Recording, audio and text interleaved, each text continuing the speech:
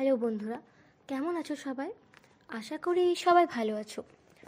আমি আজকে তোমাদের নতুন গল্প শোনাতে এসে গেছি। এই শীতের রাতে তোমাদের আমি গরম গরম গল্প শোনাবো। তো চলো শুরু করি।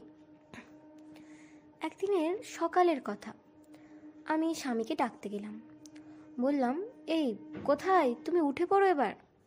কিন্তু উনি আমার কথায় না উঠে আমার হাতটা ধরে বিছানায় টেনে নিয়ে বালিশের মতো জড়িয়ে ধরে ঘুমের ঘোরে গালে চুমু খেতে লাগলেন। আমি বললাম, আরে দরজা খোলা আছে, ছাড়ো, কেউ এসে যাবে। সে আলসে মুখে বলল, আসুক, তাতে আমার কি, আমি আমার বউকে আদর করছি। এই বলে কাছে টেনে নিয়ে আরো জোরে জোরে চুমু খেতে লাগলো। আমি বললাম, এই তো কাল রাতে এত আদর করলে, ওঠো, এবার বের হতে হবে। ওকে কথাগুলো বলার পর জোর করে ওকে উঠিয়ে দিলাম। ও ঘুম ঘুম চোখে বলল, ধুর বাবা, ভালো লাগে না, চাকরি ছেড়ে দিতে হবে এবার। ওর কথাটা শেষ করতে দিলাম না। ওর হাতটা ধরে টেনে নিয়ে বললাম, যাও ফ্রেশ হয়ে আসো। মায়ের টেবিলে ব্রেকফাস্ট সাজানো হয়ে গেল বোধহয়। সে ঘুম ঘুম চোখে উপরের বাথরুমের দিকে চলে গেল। আমি দেখে এলাম কিছু ভুলে গেলাম নাকি ব্যাগের মধ্যে। মিনিট 10 পরে বাথরুম থেকে ওর আওয়াজ হলো, ওই আমার শ্যাম্পুর বোতলটা একটু দিয়ে যাও তো। আমি শ্যাম্পুর বোতলটা নিয়ে বাথরুমের দরজার কাছে গিয়ে টোকা দিলাম।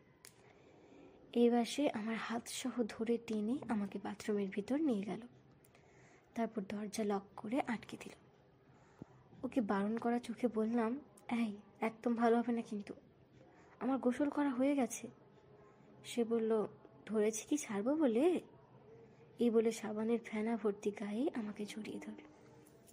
ঠিক এমন সময় মা উপরে উঠে এসে ছেলে বৌমা কাউকে দেখতে না পেয়ে ডাক দিল, বাবা বৌমা কই তোরা। আমি রাগের কণ্ঠে তাকালাম, বললাম, তোমার জন্য ফেসে গেলাম, এখন মাকে কি জবাব দেই। সে একটু এমন নাছুর বান্দা। সে বলল, ঘুম থেকে ওঠার সময় একটু আদর করতে দিলে এখন কি আর এমন হতো? তখন আদর করতে দাও নাই, এখন দিতেই হবে। আমি বুঝলাম সে আমাকে ছাড়বে না। হুট করে তাকে একটা চুমু দিয়ে আমি শাশুড়ি মাকে আওয়াজ দিলাম, মা আমি বাথরুমে আছি। মা বলল, ছেলে কোথায়? আমি এখন কি জবাব দিই? মিথ্যা কথা বললাম, জি মা, আপনার ছেলে মনে হয় দাঁত মাজতে মাজতে বাইরে চলে গেছে। শাশুড়ি মা নিচে খোঁজাখুঁজি করে দেখলো, কই খোকা বাইরে গেল, আমি দেখলাম না তো। এরপর শাশুড়ি মা বলল, যাই হোক, আমি গিয়ে জল খাবার সাজাচ্ছি, তুমি চলে আসো। শাশুড়ি মা নিচে চলে যাওয়ার আওয়াজ পেয়ে আমি ওকে বললাম, তোমার জন্য আমার আবার শাশুড়ি বদলাতে হবে, বাড়তি খাটুনি। সে হাসতে হাসতে বলল, যেমন কর্ম তেমন ফল। আমি বাথরুম থেকে বের হয়ে এসে নতুন একটা শাড়ি বের করে পরতে আরম্ভ করলাম। ঘরের বন্ধ দরজার ফাঁক দিয়ে এদিক ওদিক তাকিয়ে এসে বলল, কই তুমি খুলো তাড়াতাড়ি। আমি এলোমেলো শাড়ি বুকে জড়িয়ে ধরে আর এক হাতে দরজা খুলে দিলাম। সে ঘরের ভিতর ঢুকে আবার দরজার সিটকানি লাগিয়ে দিল। তারপর আমি দাঁড়িয়ে আছি, ও আমার পিছন থেকে জড়িয়ে ধরে আমার ভেজা চুলে মুখ খুঁজে দাঁড়িয়ে আদর করতে লাগলো। তারপর আমি বললাম, তুমি এমন করতেছো, জলদি জলদি বের হও না, কয়টা বাজছে মনে আছে তোমার? সে বলল, এই খুনসুটিময় জীবন ভালো লাগে না, জীবনটা শেষ হয়ে গেল।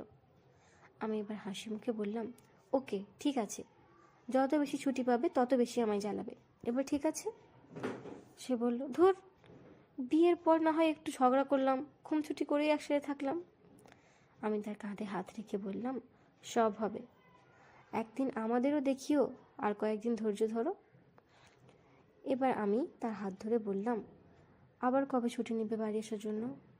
সে আমায় বলল, জানোই তো, বেসরকারি জব, ছুটি চাইলে কি ছুটি পাওয়া যায়? জল খাবার খেয়ে বাবা মাকে বিদায় দিয়ে দুজনে বেরিয়ে পড়লাম গাড়ি নিয়ে। সে কলকাতা চলে যায় আর আমি বর্ধমান। দুজনে দুই প্রান্তে থাকি। একদিনের ছুটি পেয়ে দুজন দুজনের খুব কাছে যাওয়া হয়। যাওয়ার পথে সে আমাকে বলল, সত্যি না, তোমায় ছাড়া আমার থাকতে ইচ্ছে করে না, একা একা চাকরিটা করি, যদি দুজনের চাকরি এক জায়গায় হতো। আমি বললাম, কপালে নেই, কি আর হবে। তার মনটা ভার হয়ে গেল। কিছুক্ষণ চুপ থাকার পর হাতঘড়িটা দেখে আমি বললাম, আমাকে 8টার রেলওয়েটা ধরিয়ে দিও, নয়তো পৌঁছাতে দেরি হয়ে যাবে। দেরি হলে সেই বসের মেজাজ শুনতে হবে আবার। সে বলল, তো চাপ নেই, ধরিয়ে দেবো, হাতে সময় আছে 10 মিনিট, তার আগেই তোমাকে স্টেশনে নামিয়ে দেবো। তারপর গাড়িটা এক সাইডে করে জানালা বন্ধ করে শুরু করলো তার ভালোবাসা। ইচ্ছে মতো সে আমাকে আদর করতে লাগলো। এতে বেশ কিছু সময় চলে যাওয়ার কারণে 8টার ট্রেনটা মিস হয়ে গেল। তবে এতে চিন্তার বিষয়টা কোথায় যেন হারিয়ে গিয়েছিল। সে আমাকে রেখে কিছুক্ষণ পরেই চলে গেল পরের ট্রেনে। এর অনেকক্ষণ পর পরবর্তী ট্রেন আসলো। আমার বর্ধমান পৌঁছে অফিস ধরতে প্রায় 12টা বেজে গেল। অফিসে পাটা রাখলেই বুকটা দূর দূর করতে লাগলো। এবার বস গরম মেজাজ দেখিয়ে কথা শোনাবে। কিন্তু অফিসে ঢোকার সাথে জানতে পারলাম বস কয়েকজনের সাথে মিটিংয়ে বসেছে। কিন্তু মিটিংয়ের খবরটা আমি জানতাম না। যখনই ফোনের ইমেলটা চেক করলাম, দেখলাম আগের দিন রাতেই বস মিটিংয়ের জন্য মেসেজ দিয়ে রেখেছে। কী আর করব, অফিসে কাজ করতেছি। মিটিং শেষ হতেই বস যখন আমাকে ডেকে পাঠালো, তখন আমি ভাবলাম মনে হয় আমার কপালে দুঃখ আছে। কিন্তু বসের ঘরে যেতেই বস নরম কণ্ঠে বলল, আমাদের কলকাতাতে নতুন একটা শোরুম খুলবে, তুমি কি যাবে? আমি তো মহা খুশি, আমার স্বামীর সাথে একসাথে খেলতে পারবো এই ভেবে। পরবর্তীতে কলকাতায় কি হলো তা জানতে সাথেই থেকো। আজকের গল্প কেমন লাগলো তা কমেন্ট করে জানাও। আরও নতুন নতুন গল্প পেতে আমার চ্যানেলটি সাবস্ক্রাইব করে রাখুন বন্ধুরা। ধন্যবাদ।